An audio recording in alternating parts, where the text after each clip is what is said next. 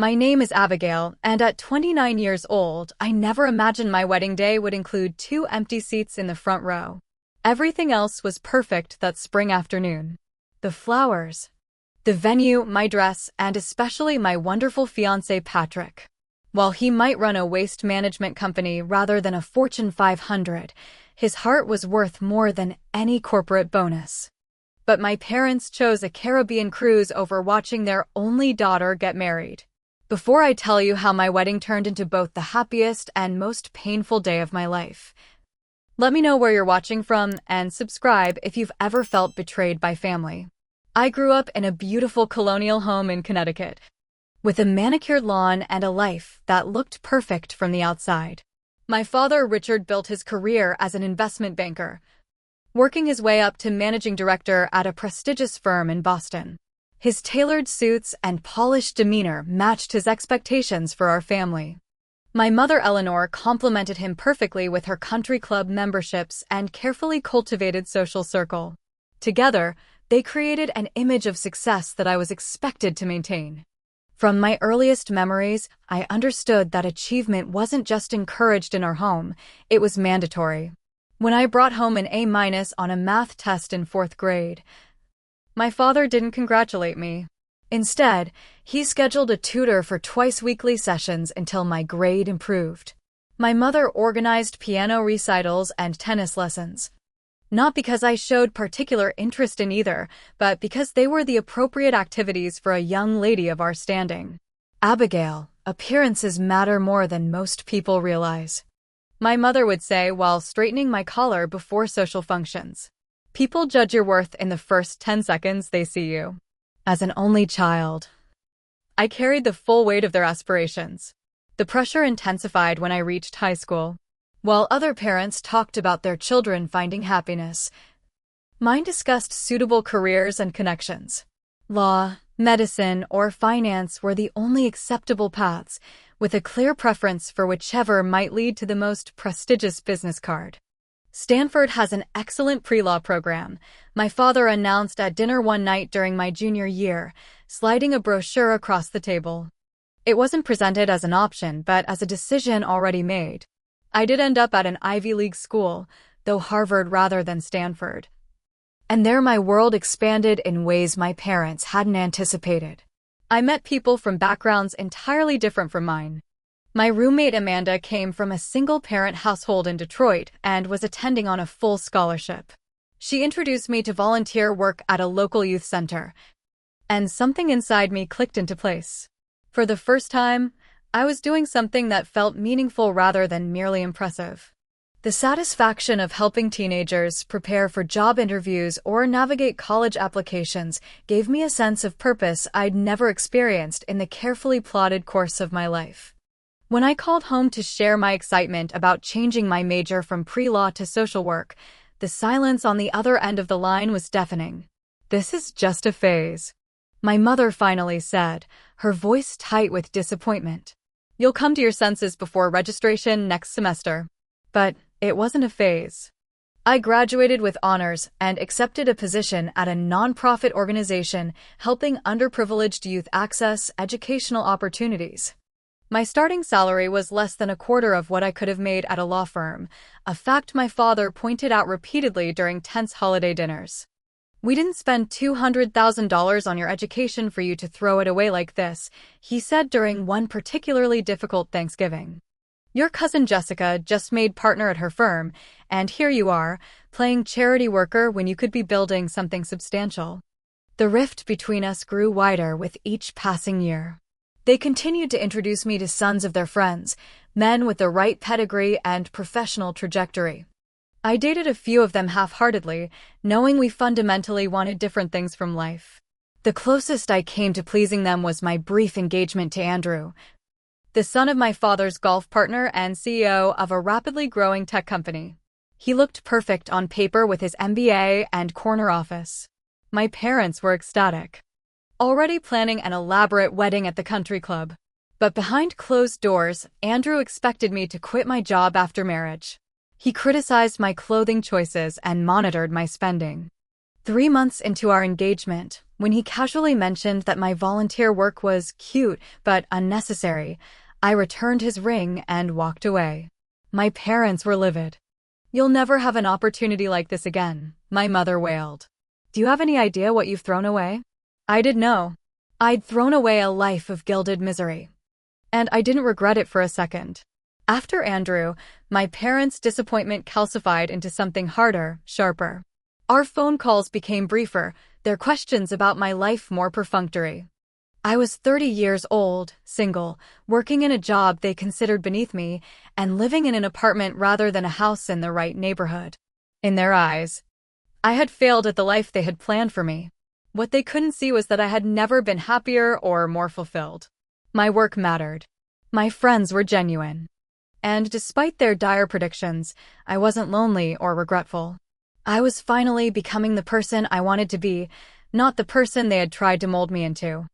I just never expected that becoming myself would eventually cost me my family. I met Patrick on a rainy Tuesday in April at the community center where I volunteered. He was helping to repair a leaky roof in the computer lab, having donated his time and materials when the center couldn't afford professional repairs. I noticed him immediately. Not just because he was handsome with his warm brown eyes and easy smile, but because of the patience he showed a teenage boy who was curiously watching him work. "Want to learn how to seal this properly?" he asked the boy, handing him a tool and guiding his hands. "This skill could get you summer work if you're interested." Later, as I was leaving, I saw him in the parking lot struggling to load some equipment into his truck.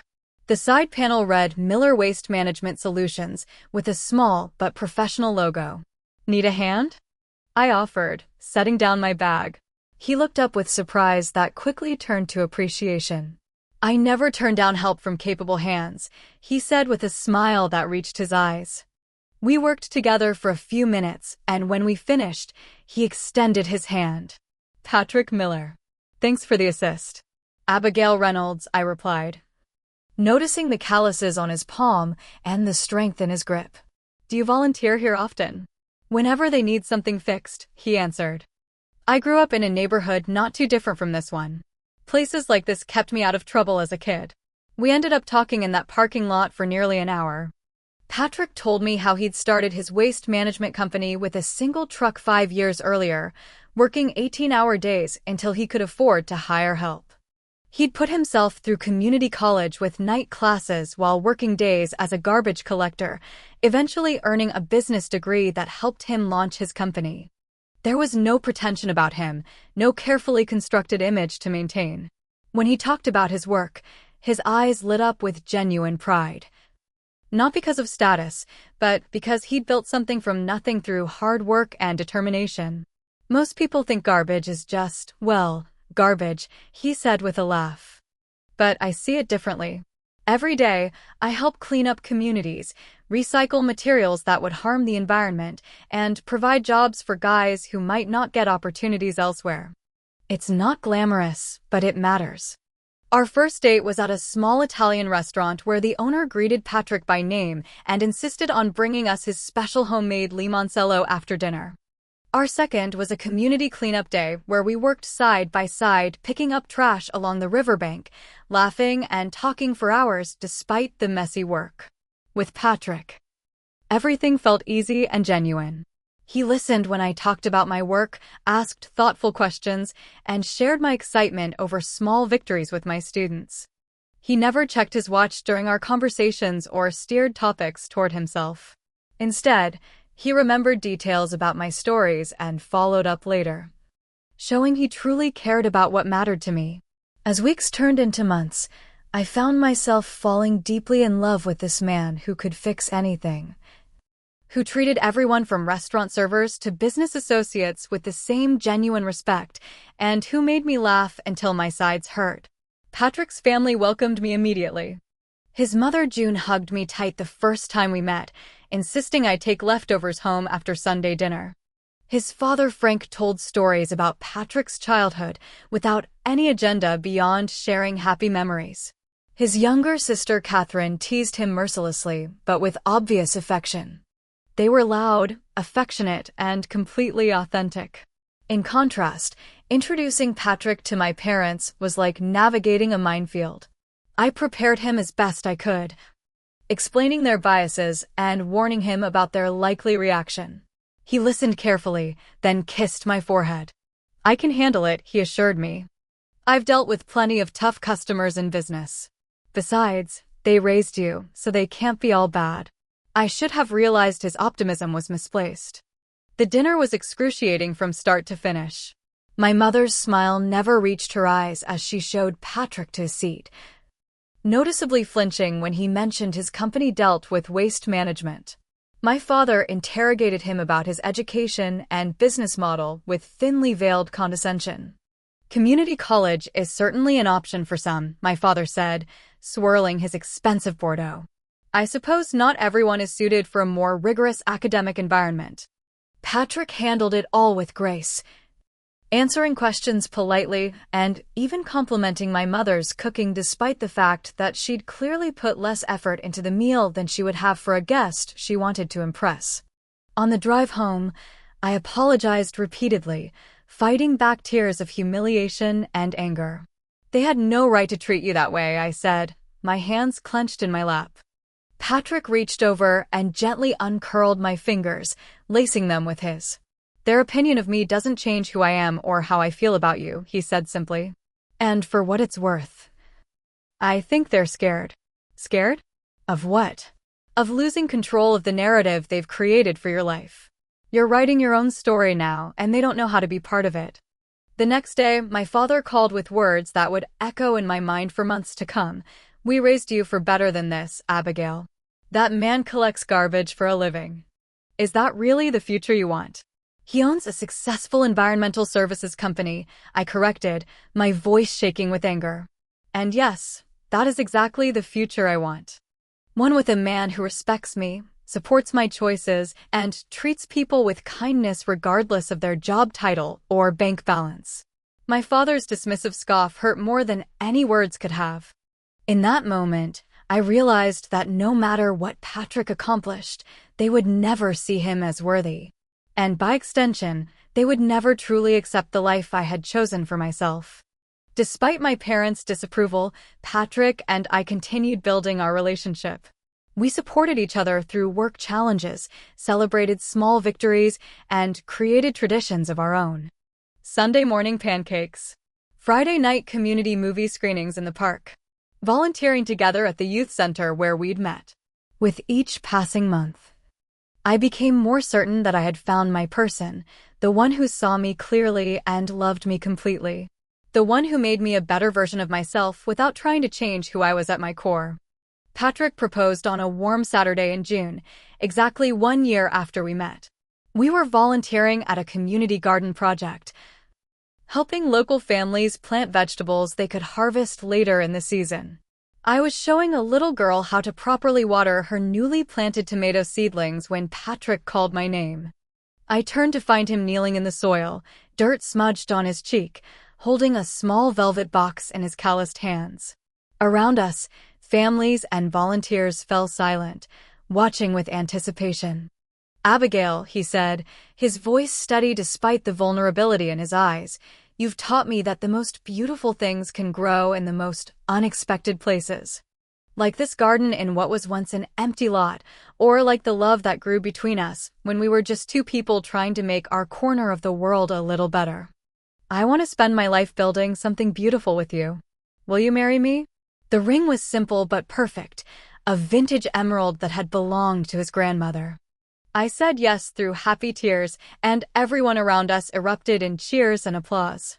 It remains one of the purest moments of joy I've ever experienced. That evening, as we celebrated with friends at our favorite restaurant, I felt a shadow of anxiety about telling my parents. Patrick squeezed my hand under the table. "We'll tell them together," he offered. "Tomorrow, if you want." I shook my head. "This is something I need to do myself first. They should hear it from me." The next morning, I called my mother, hoping to catch her in a good mood after her Sunday brunch with friends. "Engaged? To the garbage man?" she asked, her voice rising sharply. "Abigail, please tell me this is some kind of joke." "His name is Patrick, Mom. He owns his own company. And yes, I'm engaged to him because I love him and want to build a life with him. Have you thought about what people will say? What about children? Do you want them growing up with a father who smells like trash for a living? Her words stung like slaps. Patrick doesn't smell like anything except soap and sometimes coffee, I said, fighting to keep my voice level. And any children we might have would be lucky to have a father who teaches them the value of hard work and treating people with dignity. The conversation deteriorated from there. By the time I hung up, I was shaking with a mixture of anger and hurt. Within an hour, my father called, his voice cold and businesslike. "Your mother is very upset," he began without preamble. "I thought we had raised you to make better decisions than this. Marrying someone I love who treats me with respect and kindness is the best decision I could make," I countered. "Love doesn't pay bills or maintain a lifestyle, Abigail. You're making a mistake that will limit your future in ways you can't even imagine yet. The only mistake would be letting your outdated social prejudices dictate my happiness." There was a long pause before he spoke again. "I see. Well, when you're ready to discuss this rationally, let us know. In the meantime, your mother and I will need time to process this development."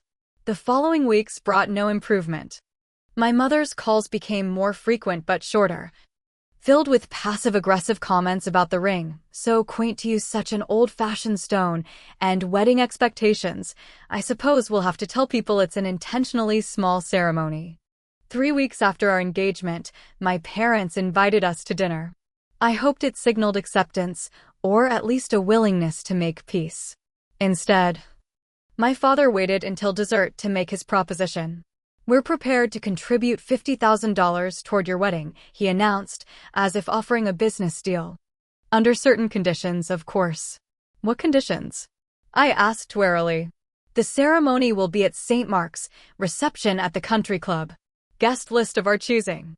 At least 200 people. And most importantly, you take 6 months before making this official. Time to be certain this is what you really want." Patrick sat silently beside me, allowing me to handle the situation as I saw fit. I reached for his hand before responding. "Thank you for the offer, but we'll be paying for our own wedding. One that reflects who we are, not who you want us to be." My father's face hardened. "Then I suggest you start saving. Weddings aren't cheap. And I doubt your fiancé's trash business generates the kind of revenue you're accustomed to." Patrick finally spoke, his voice calm and measured. "Mr. Reynolds, I understand your concern for Abigail's future, but I want to assure you that I can and will provide a good life for her, even if it's not the specific life you envisioned. My business is doing well.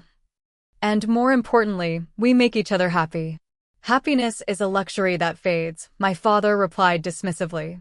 "Security and position are what last." We left shortly after, the tension thick enough to cut. In the car, Patrick took a deep breath.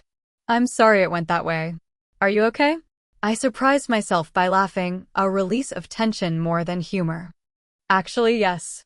For the first time, I feel completely clear about this. We'll have the wedding we want, with people who genuinely support us.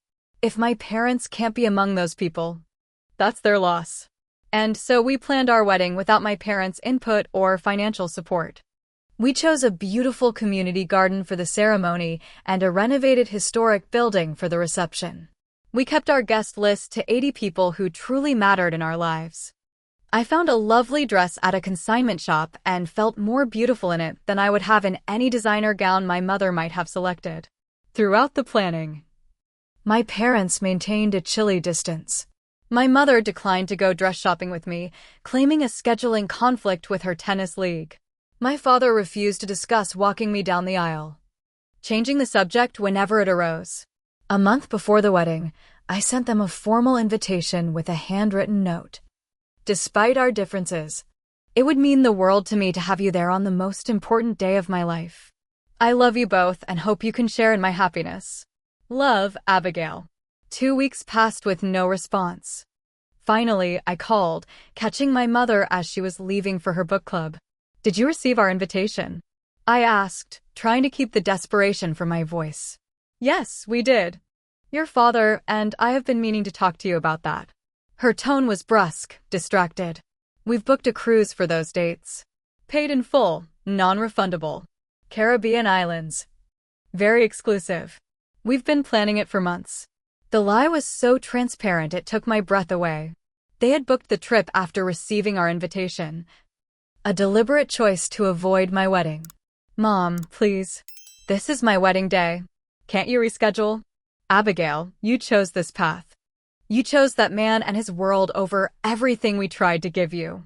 You can't expect us to celebrate choices we fundamentally disagree with. I'm not asking you to celebrate my choices.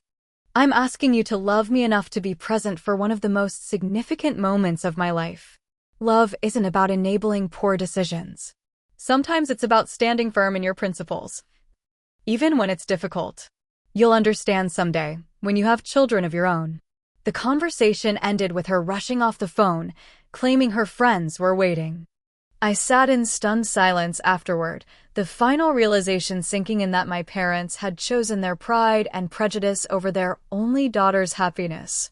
Patrick found me an hour later, still sitting in the same spot, tear tracks dried on my cheeks. He knelt before me, taking my hands in his. Whatever they said, whatever they did, it doesn't change us, he said softly. We can postpone if you need more time to work things out with them. I shook my head, a new resolve forming inside me.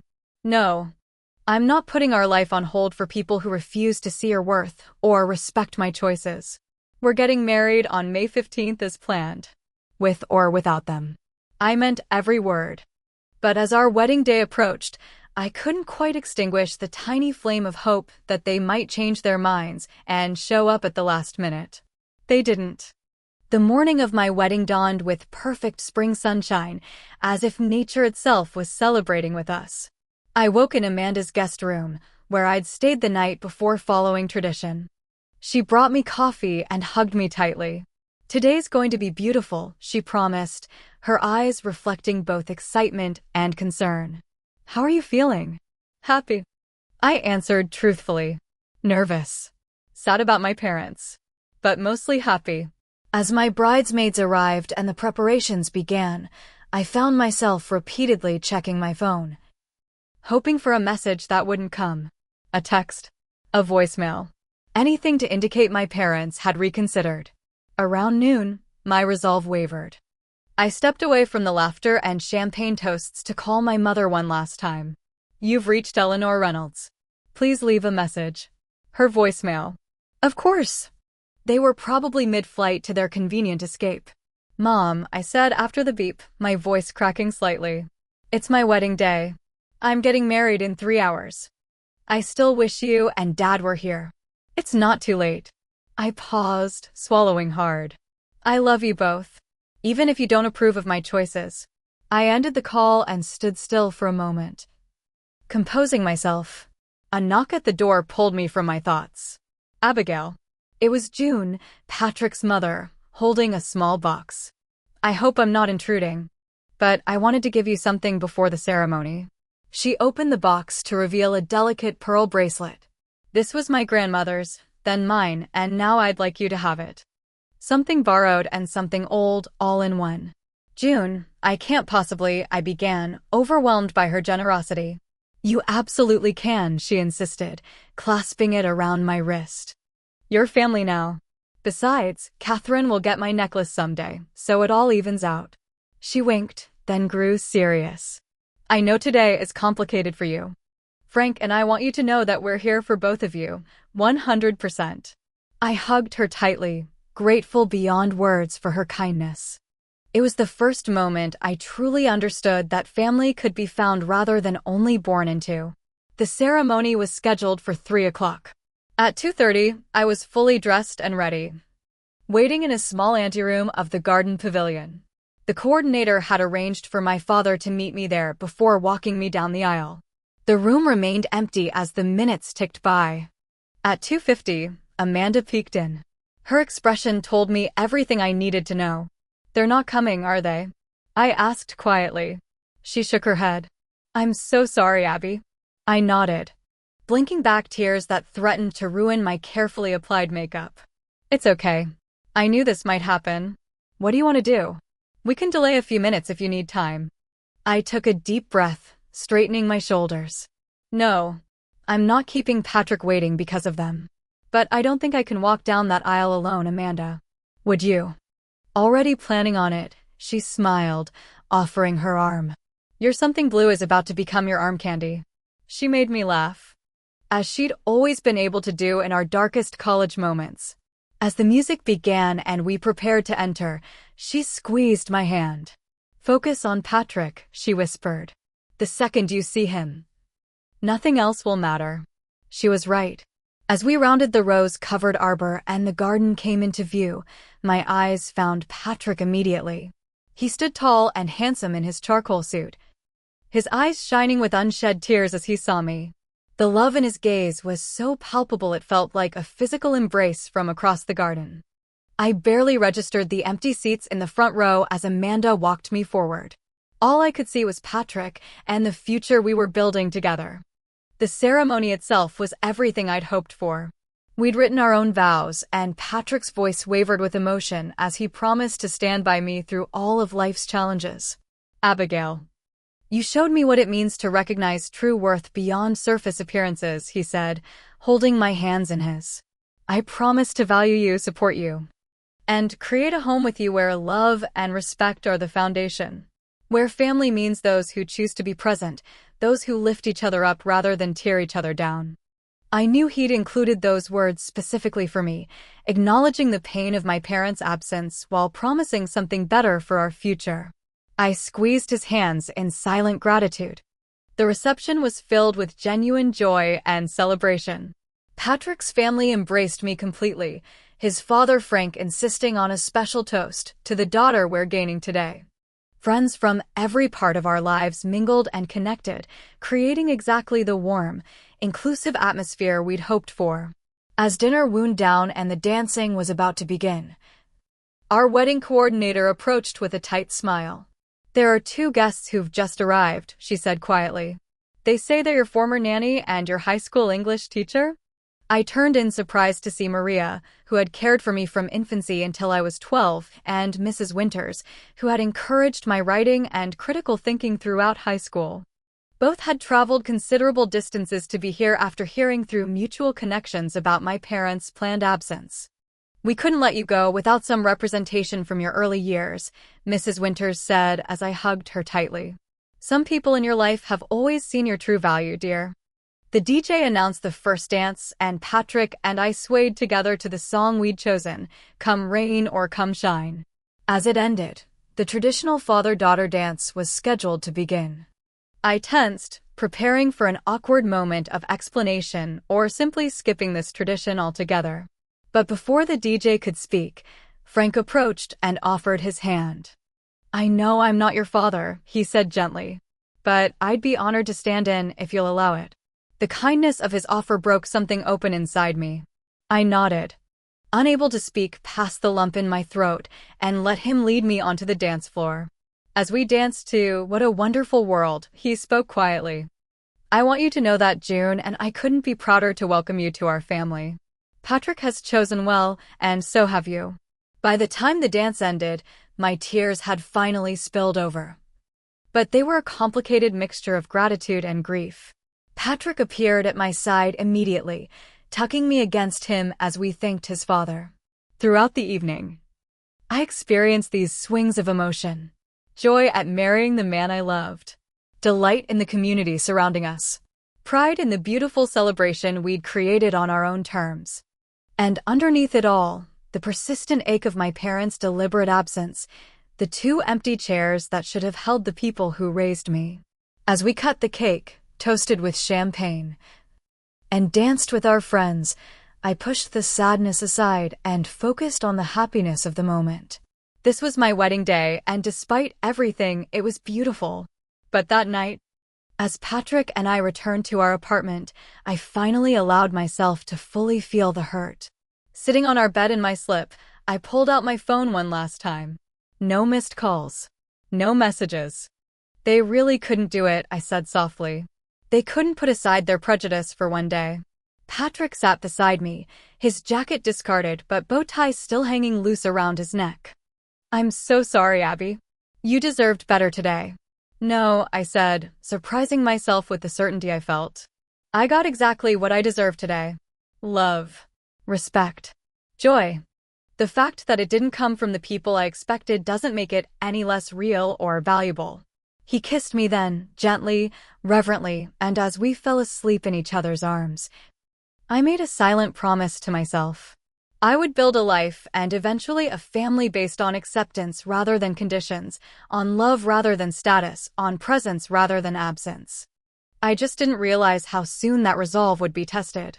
The morning after our wedding, Patrick made pancakes while I checked messages from friends about the celebration. As I scrolled through my phone, an Instagram notification caught my eye. A distant cousin had tagged my mother in a photo. Curious, I tapped through and felt my stomach drop. There was my mother, smiling broadly on the deck of a cruise ship, cocktail in hand. My father stood beside her, his arm around her waist, looking more relaxed than I'd seen him in years. The caption read, "So thrilled to run into Uncle Richard and Aunt Eleanor on this amazing Caribbean cruise. They definitely needed this break." I scrolled further to find several more photos they'd posted themselves. Poolside lounging, formal dinner at the captain's table, excursion to a pristine beach. All carefully dated and time-stamped throughout my wedding day and the days leading up to it. Patrick found me staring at my phone, my pancakes untouched. "Abby, what's wrong?" I wordlessly handed him my phone. His expression darkened as he scrolled through the images. "They look like they're having the time of their lives," I said, my voice hollow, while deliberately missing their only daughter's wedding. "I'm so sorry," he said, setting the phone down and pulling me into a hug. As if on cue, my phone chimed with a text message from my mother. "Abigail, please send photos of any notable wedding gifts received. We'll need to send appropriate thank you notes to our friends who may have sent something despite our absence. The Aldersons in particular can be quite generous." The message struck me as so coldly transactional, so completely missing the point of what had happened, that I couldn't even formulate a response. They were concerned about maintaining social appearances with their friends while showing no interest in the actual event or my feelings. Patrick made coffee and sat with me at our small kitchen table as I struggled to process this new layer of hurt. They're not just absent, I realized aloud. They're deliberately flaunting how little my wedding mattered to them. Before Patrick could respond, my phone rang. It was Diane, one of my mother's oldest friends. "Abigail, dear. I just wanted to check that everything arrived all right. The silver serving set we sent was quite valuable." "It's lovely, Diane. Thank you and Robert for your generosity." There was an awkward pause before she continued. "We were so sorry to miss the wedding. Your mother explained about Richard's unexpected surgery requiring them to cancel at the last minute. Is he recovering well?" I nearly dropped the phone. "Surgery? Yes, something with his heart, I believe. Eleanor was quite upset about missing your big day, but of course they couldn't postpone such a procedure." My mind reeled as I realized what was happening. "Diane, I think there's been some confusion. My father didn't have surgery. My parents chose not to attend the wedding and went on a Caribbean cruise instead." This time the silence was deafening. I see. Well, perhaps I misunderstood Eleanor's explanation." After ending the call, I sat in stunned disbelief. "They're lying to their friends about why they missed the wedding," I told Patrick. Different lies to different people, apparently. Throughout the day, more pieces of the puzzle emerged. 3 more calls from my parents' social circle, each with a different story. A business emergency. A severe case of food poisoning. Even a fictional delayed flight. Then came the most painful revelation. My college friend Bethany, whose parents belonged to the same country club as mine, called with congratulations and an uncomfortable confession. "Abby, I need to tell you something.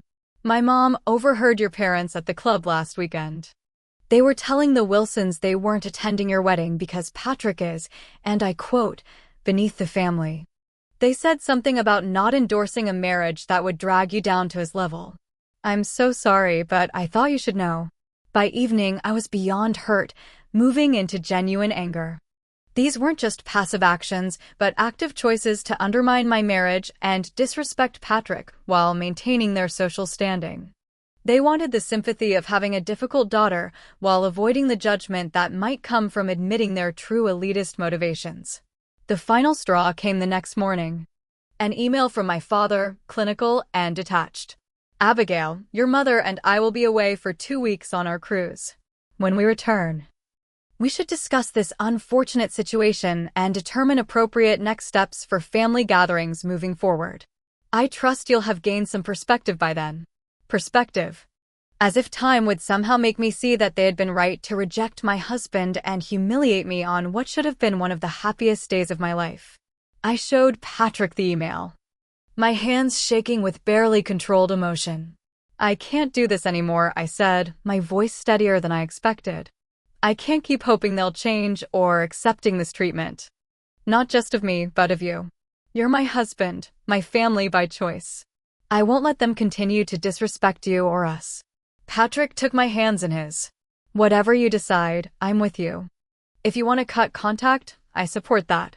If you want to try one more conversation, I support that too. This is your family and ultimately your decision. They made their decision when they chose a cruise over our wedding, I said, and then lied about it to everyone they know. I need to make mine now. That evening, I wrote the most difficult letter of my life. I detailed exactly how their actions had made me feel, not just about the wedding, but throughout years of conditional love and impossible expectations. I explained that I was establishing boundaries for my own well-being and that those boundaries included not subjecting myself or Patrick to their judgment and disrespect any longer. I concluded, until you can genuinely accept Patrick as my husband and treat both of us with basic respect, I need to step back from our relationship. I will always love you as my parents, but I cannot allow your behavior to continue harming my marriage or my mental health. After sending the email, I felt both emptiness and relief. Then I had an idea. Patrick and I had received our wedding photos that morning, a rush job from our photographer friend who understood our situation. They were stunning, capturing the joy and love of the day despite my parents' absence. With Patrick's agreement, I created a video montage of select images set to the music from our first dance. I included clips of Patrick's heartfelt vows, Frank's beautiful toast to our future, and glimpses of the community that had surrounded us with genuine love. The final image showed our venue from a distance, elegant and beautiful despite its modest budget, with Patrick's business logo visible on the delivery truck that had brought our wedding flowers free of charge. I posted the video to social media with a simple caption, "Love wins." Celebrating our perfect day surrounded by those who choose to be present in our lives. Sometimes family is born, sometimes it's found, and both kinds are equally precious. I didn't directly mention my parents' absence or their cruise. I didn't need to. The 2 empty chairs in the front row spoke volumes, as did the image of Patrick's father stepping in for the traditional dance. As I pressed share, I felt a weight lifting. I wasn't hiding their rejection any longer, nor was I allowing their narrative about Patrick to stand unchallenged. The visual evidence of our beautiful wedding and Patrick's obvious success with his company told its own story, one that directly contradicted their portrayal of him as somehow beneath us.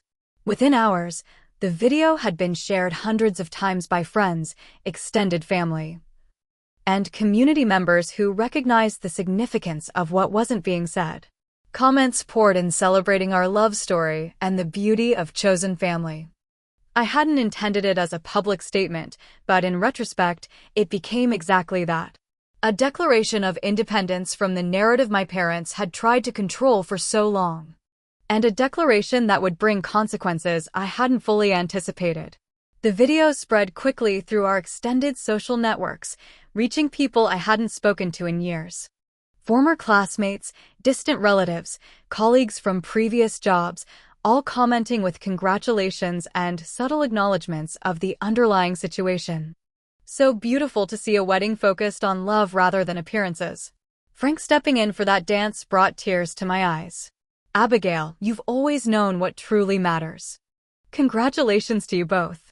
I didn't explicitly check whether my parents could see the post, but I knew it would eventually reach them.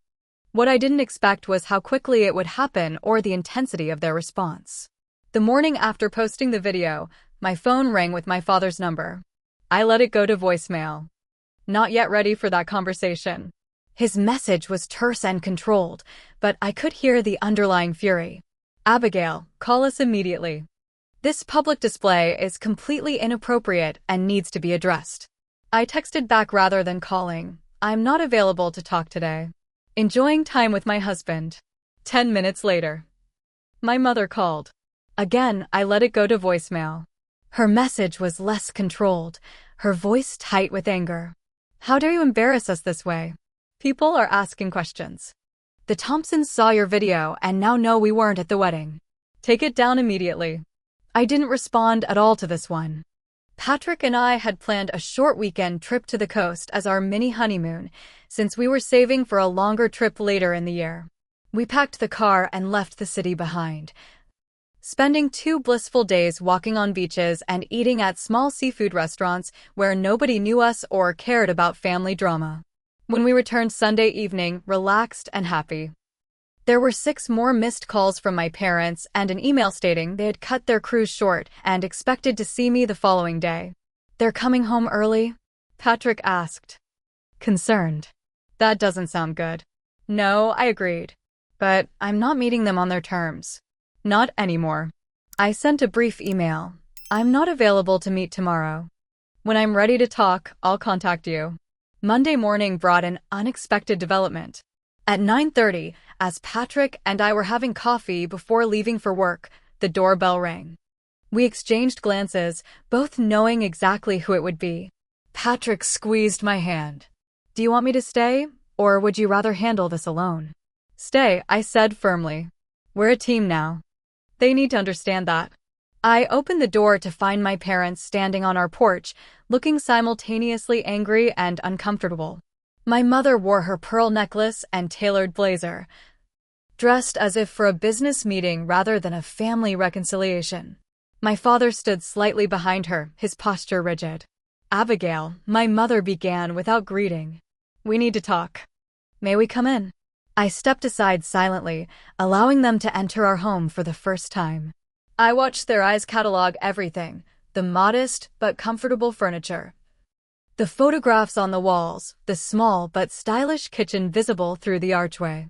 Patrick, my father, acknowledged stiffly as they entered the living room. Mr. and Mrs. Reynolds. Patrick replied evenly. Can I offer you coffee or tea? No, thank you, my mother answered quickly. This won't take long. I gestured to the sofa. Please sit down. They perched uncomfortably on the edge of our sofa, looking like visitors to a foreign country, uncertain of local customs.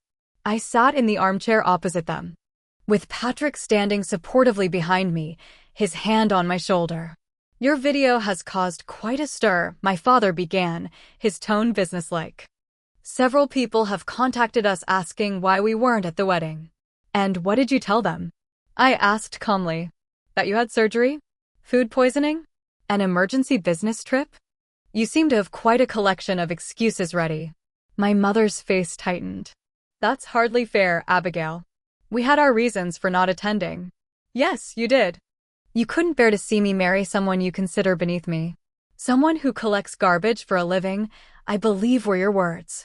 My father shifted uncomfortably. You're taking things out of context. We only want what's best for you.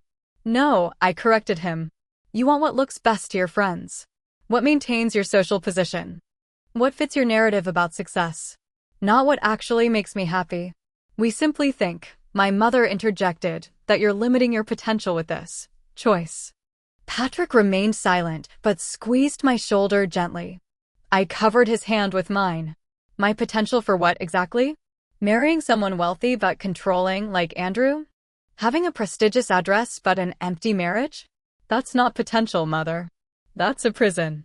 My father's eyes narrowed as he took in our living room more carefully. This house, he said slowly. You purchased this. The question seemed odd until I realized what was happening. They were just noticing that our home was actually quite nice. Not extravagant by their standards, but certainly not the modest apartment they had probably imagined. The hardwood floors, recently refinished. The original crown molding. The large windows letting in morning light. Yes, Patrick answered. We bought it 3 months ago. It's in a great neighborhood, and the bones of the house are excellent. I've been renovating the kitchen on weekends. My mother blinked rapidly, recalibrating. You own a home together already? In this part of town? I could see the calculations happening behind her eyes. This neighborhood wasn't the elite enclave they lived in, but it was solidly upper middle class, historic and respectable. Not at all what they had assumed Patrick could provide. Patrick's business is doing very well, I said, letting a hint of pride enter my voice. He has 8 employees now and contracts with 3 municipalities, plus commercial clients. I see, my father said, his tone shifting slightly. Well, that's commendable. My mother's eyes had drifted to the mantel, where several framed photos from our wedding were displayed. She stood abruptly and walked over to examine them more closely. Is that Frank walking you down the aisle? She asked, her voice strained. No. Amanda walked me down the aisle. Frank stepped in for the father-daughter dance. She picked up another photo. This one showing Patrick's parents embracing me before the ceremony. They seem very involved. They are, I confirmed. They've welcomed me completely into their family. No conditions. No judgments, no status requirements. She set the frame down with a small clatter. Well, if we'd known the wedding would be so significant, perhaps we might have reconsidered our cruise. And there it was. The crux of everything wrong with our relationship, exposed in a single sentence. They would have attended not because it was important to me, but because it turned out to be more socially significant than they had assumed. Because Patrick's business was more successful than they had believed. Because our life together might reflect well on them after all. Would you have? I asked, unable to keep the bitterness from my voice. Or would you only have come if Patrick had turned out to be a CEO instead of a small business owner? If the venue had been the country club instead of a community garden? Where exactly is the line? Mother, between what's worth your presence and what isn't. My father stood, his patience clearly wearing thin. That's enough, Abigail. We came here to address this video situation, not to be subjected to accusations. Your grandfather has seen it, for God's sake. He's asking questions about why we weren't there. Now I understood the urgency. My paternal grandfather. The family patriarch, whose substantial estate would someday be distributed among his children and grandchildren.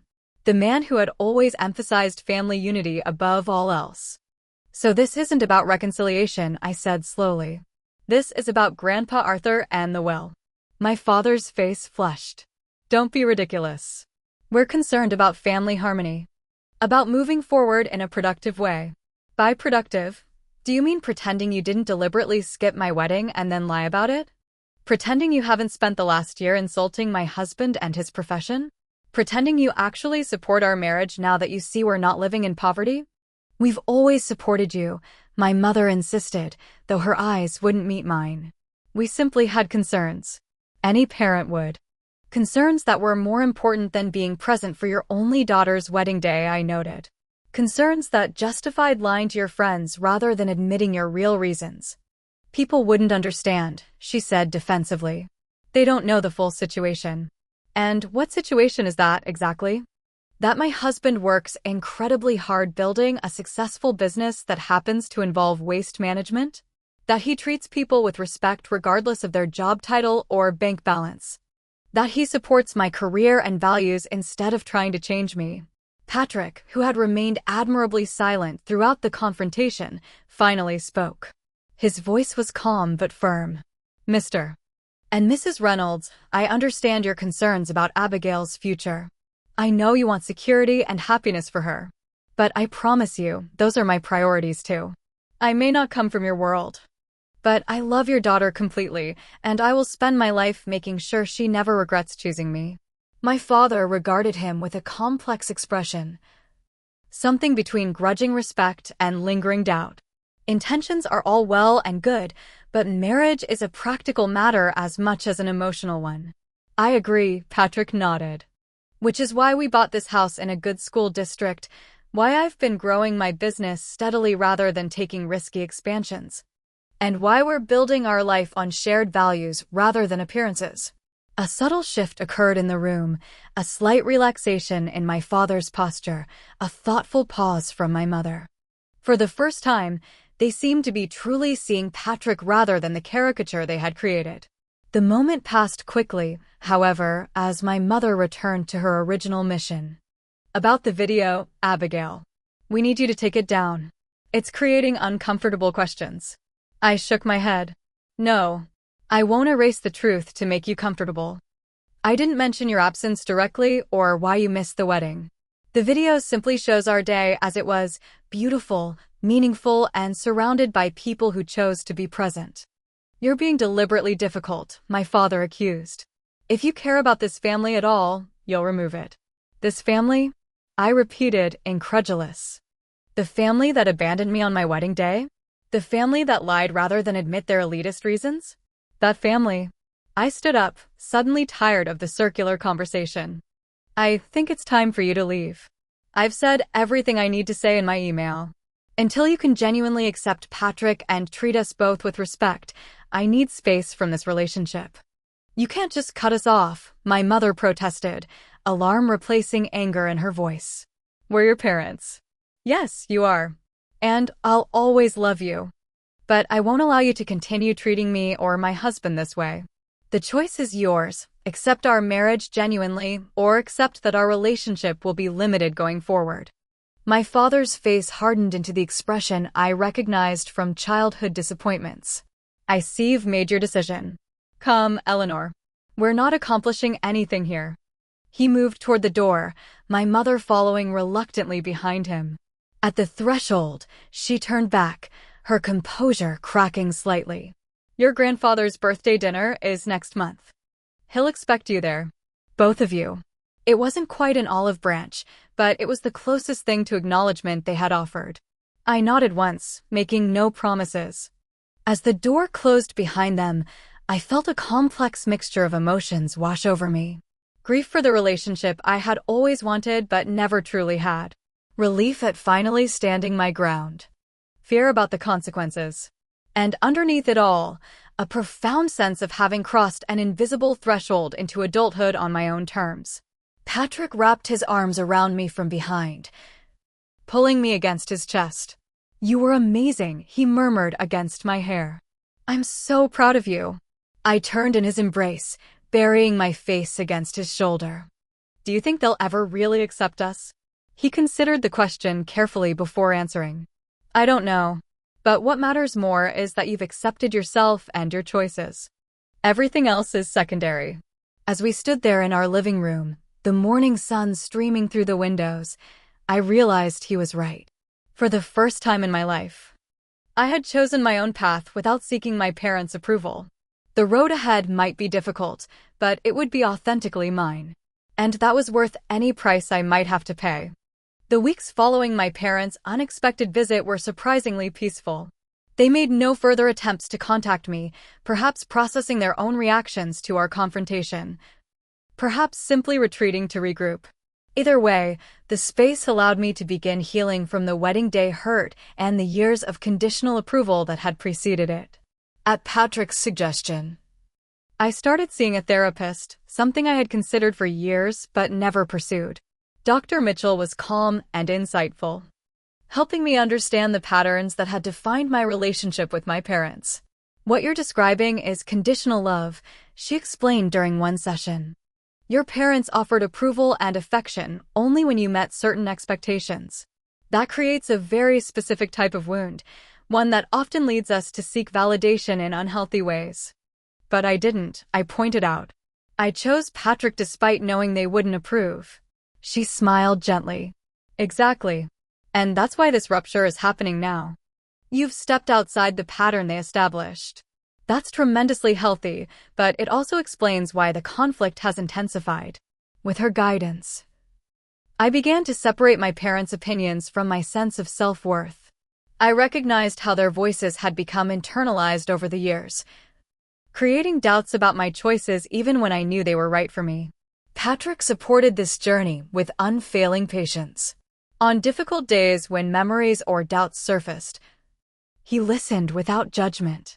On better days, he celebrated small victories in my growing confidence.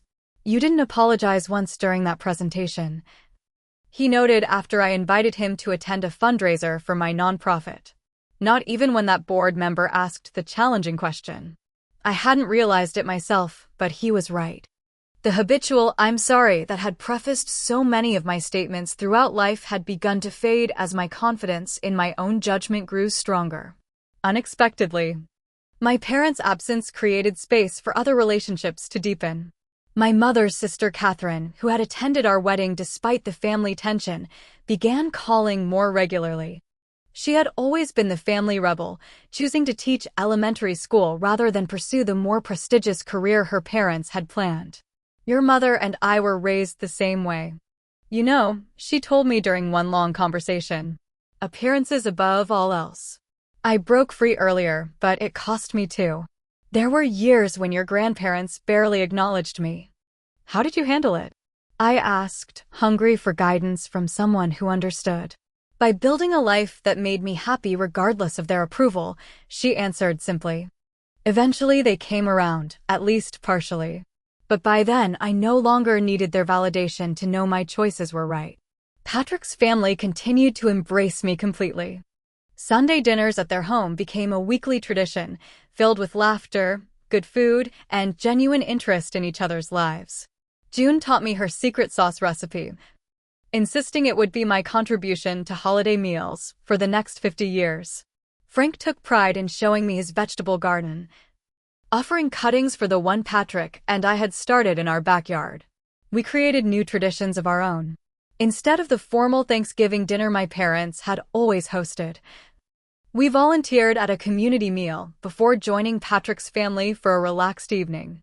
For Christmas, we adopted a family through the youth center where we'd met, finding more joy in providing their holiday needs than in any lavish gift exchange. 6 months after our wedding, the first tentative outreach came from my parents. A package arrived containing a silver picture frame with our wedding date engraved at the bottom. The note simply read, "We thought you might want this for one of your photos. Mom and Dad." No apology, no direct acknowledgement of their absence or behavior. But it was something, a small recognition that our marriage was real and perhaps even worthy of commemoration. I sent a brief thank you note with a copy of one of our favorite wedding photos, Patrick and me laughing during our first dance, joy evident in every line of our bodies. I didn't address the larger issues, but I didn't pretend they didn't exist either. 2 weeks later, my mother called. Our conversation was stilted, focused on neutral topics like the unusually warm spring and a new restaurant that had opened near their home. Neither of us mentioned the wedding or its aftermath directly. But near the end of the call, she said something that caught me by surprise. "Your video," she began hesitantly. "The one from the wedding." Patrick's vows were very moving. It wasn't much, but it was the first time she had acknowledged anything positive about Patrick. I took it as the small opening it was intended to be. Yes, he wrote them himself. He wanted me to know exactly what he was promising. A pause, then, "He seems very sincere." "He is," I confirmed. "It's one of the things I love most about him." The conversation ended soon after, but it marked a shift, however subtle. My mother had reached across the divide, even if just by inches. A month later, I agreed to meet my parents for lunch at a restaurant halfway between our homes, neutral territory. I set clear boundaries in advance, no criticism of Patrick or our life together. No attempting to pressure me about the video or social media.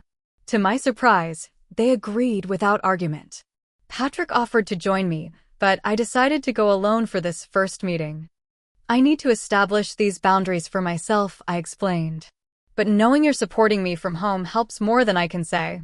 The lunch was awkward but not hostile. My parents seemed uncertain of this new dynamic where their approval was no longer my primary concern. My father asked carefully edited questions about Patrick's business, clearly trying to find something he could relate to or respect.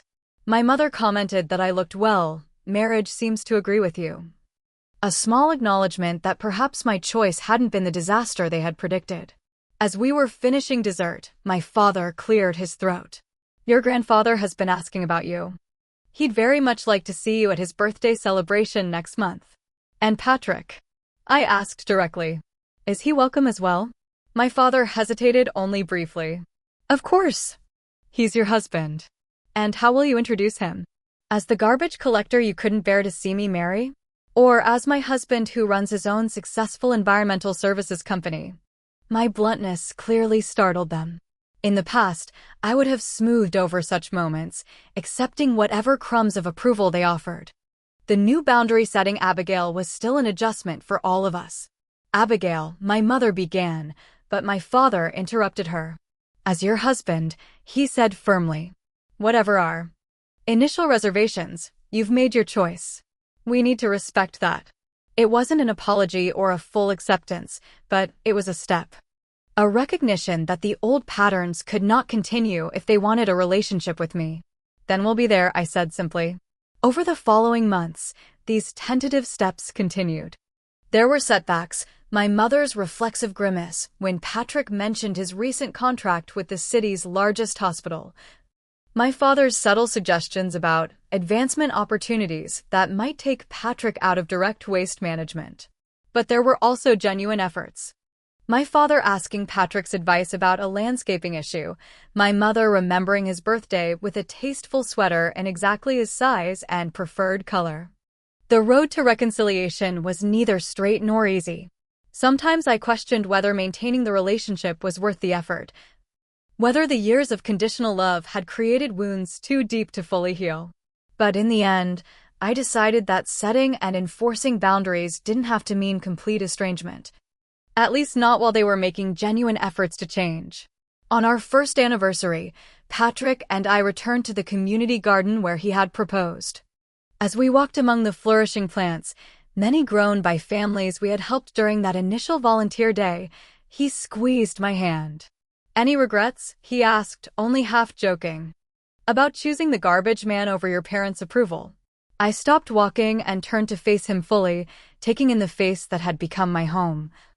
The eyes that had never looked at me with anything but complete acceptance. Not one, I said truthfully. I've learned that love should never come with conditions or expectations. Real love, the kind we have, means seeing someone clearly and cherishing them exactly as they are, not as you wish they would be. That goes both ways, he reminded me. I've never wanted you to be anyone other than exactly who you are. As we continued our walk, I reflected on everything the past year had taught me. That family can be born or found, and both kinds matter. That standing up for yourself doesn't make you selfish or ungrateful. That conditional love isn't really love at all, but a transaction that will always leave you feeling inadequate. Most importantly, I learned that my worth wasn't determined by my parents' approval, my address, or my husband's profession. It came from within, from the values I chose to embody and the love I chose to give and receive freely. My relationship with my parents continues to evolve. Some days bring progress, others regression. But the fundamental dynamic has changed because I have changed. Their power to define my happiness or worth has been broken, replaced by a healthier understanding of what family should be. Patrick and I are discussing starting our own family soon, and I know exactly what kind of parent I want to be. One who celebrates their child's authentic self rather than imposing expectations. One who offers love without conditions or status requirements. One who shows up, physically and emotionally, for the moments that matter. In the end, my parents' absence from my wedding became the catalyst for growth I might never have achieved otherwise. Their empty seats forced me to fill my life with people who truly saw and valued me. Their rejection pushed me to finally accept myself completely. And that, perhaps, is the most valuable gift they could have given me, even if it came wrapped in hurt rather than celebration. Thank you for joining me on this journey of healing and self-discovery. If my story has helped you recognize unhealthy patterns in your own relationships or inspired you to set boundaries that honor your worth, please subscribe to hear more stories of resilience. Share your own experiences in the comments below, because your story might be exactly what someone else needs to hear today. And remember, sometimes the family we create matters more than the family we're born into. Like, subscribe, and let me know in the comments, what boundaries have you set that helped you heal and grow stronger?